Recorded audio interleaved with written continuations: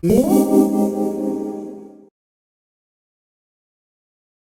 you for stopping by GenesisWarranty.com and the Adjustable Bed Doctor's YouTube channel, where you can learn to repair your adjustable bed and save yourself some big bucks. One of the most popular questions we get here is how to repair or replace my adjustable bed's motor that uses the Okimat 2 adjustable bed motor. Well, we're going to address before we get started. It's worth noting that this procedure is going to include all Okimat 2 motors, all Okimat IPS motors, all the Okimat IR motors, and the IP20 motors, and even some of the Duomat motors. The removal of the motor is going to be the same.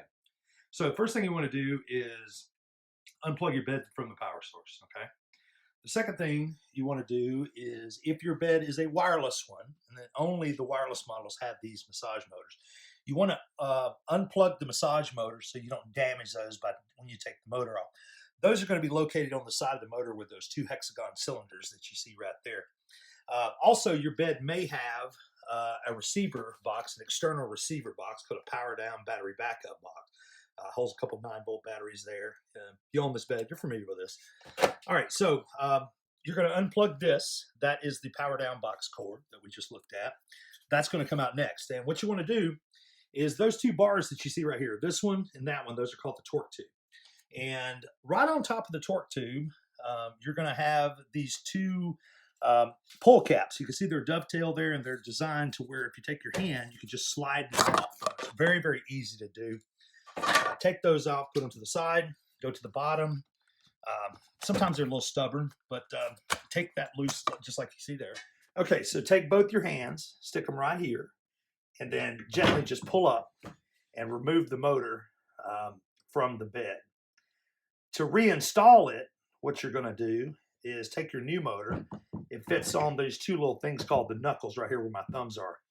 And it fits on just like this. You notice it locks in. You're going to take your pull caps, put them back. They only go on one way. You can see they're dovetail there. And just slide them right back on.